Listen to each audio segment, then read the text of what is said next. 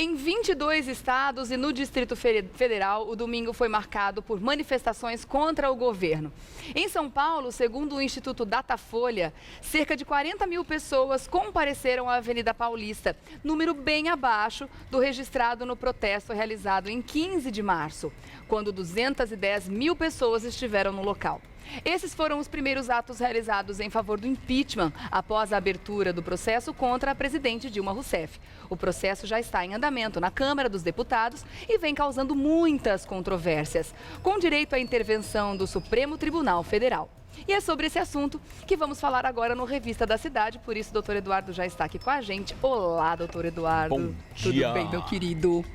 Tudo bem? Sempre daquele jeito, né? Enquanto melhor a gente estraga. se cumprimenta, os deputados ali se estabefam. A gente falando aqui e o povo brigando, que é uma loucura. É o MMA da Câmara. Que exemplo bonito que eles dão quebrando urna, né? Que maravilha, que é só que não, né? Doutor Eduardo, que assunto espinhoso para a gente falar no nosso último ao vivo desse ano, mas não tem como a gente não fechar o ano falando sobre isso. Afinal de contas, é o assunto que a gente vai levar por um bom tempo em 2016 também, né? Reservar esse assunto para o último programa que eu participo deste ano, né? Porque vocês vão até sexta. A gente vai até sexta, mas ao vivo. Mas fatos da semana é esse espinhoso tema, né? É verdade. Agora, a gente pode dizer que, assim como alguns analistas políticos e econômicos estão dizendo, por causa desse golpe de misericórdia na crise política, né, que é o que estava faltando para a crise política ficar ainda pior, você acha que a nossa economia também, o ano que vem, está comprometida, porque não vai se fazer outra coisa a não ser investigar a presidente, investigar as pessoas que estão em volta dela e ver se existe realmente base para o impeachment? Regina, eu diria o seguinte, que existe base para o impeachment, é óbvio que existe. Não só sob o aspecto do pedido de instauração do processo de impeachment por esses dois juristas, sendo um deles ex-fundador do próprio Partido dos Trabalhadores, mas, sobretudo, o processo de impeachment é um julgamento político, né?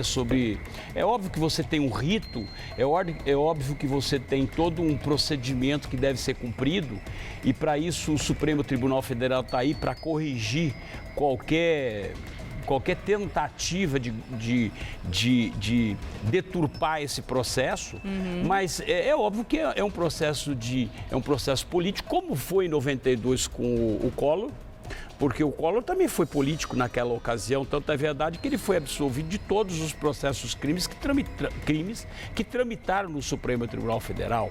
Né? Então, que existe agora motivos, existe, sem dúvida nenhuma.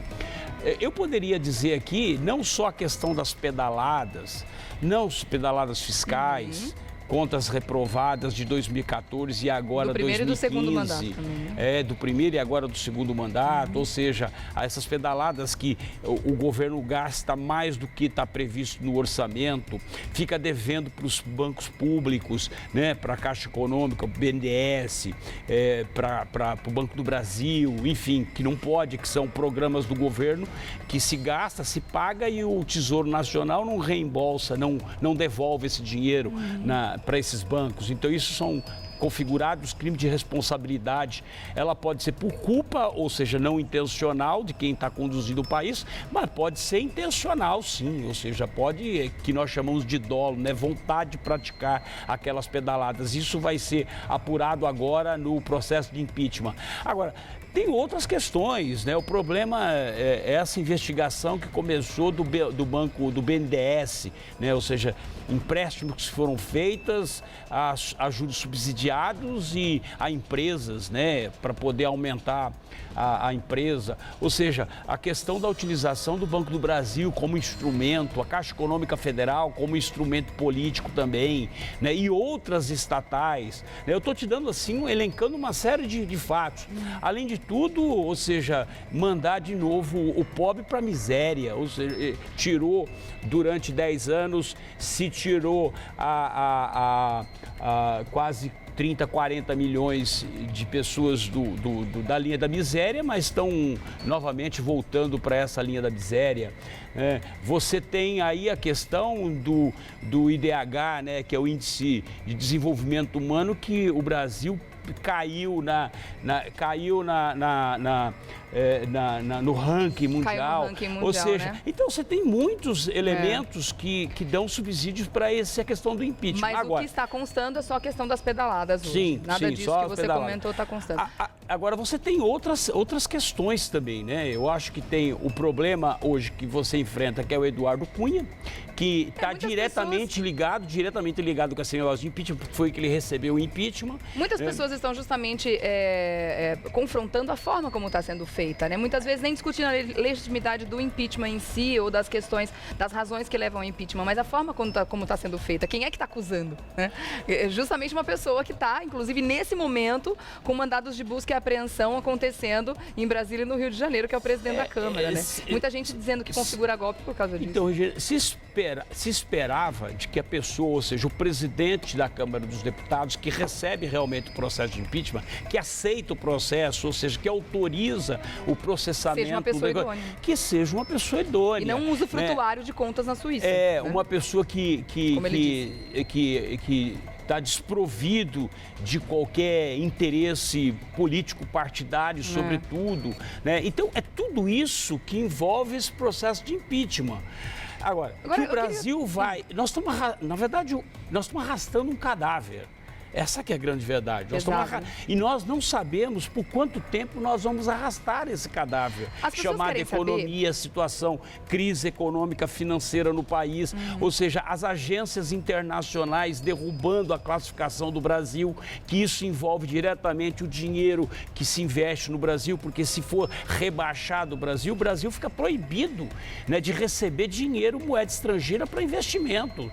Tem essa questão. Agora, vamos falar como é que funciona o processo a partir de agora, né, do impeachment. As pessoas querem saber por quanto tempo isso pode se arrastar, por quanto tempo ainda a gente vai falar sobre esse assunto. Nesse momento, o Supremo Tribunal Federal suspendeu os trabalhos por enquanto, porque existe uma divergência entre a Constituição e a lei do impeachment, é isso? O que acontece é o seguinte, ou seja, foi aceito, teve aí uma votação a semana passada de uma determinada chapa que vai conduzir o processo de impeachment, que é a comissão, formada por 60 e poucos deputados, né? É óbvio que teve toda uma, eu não diria manobra, porque na verdade obedeceu-se o regimento interno da Câmara foi cumprido.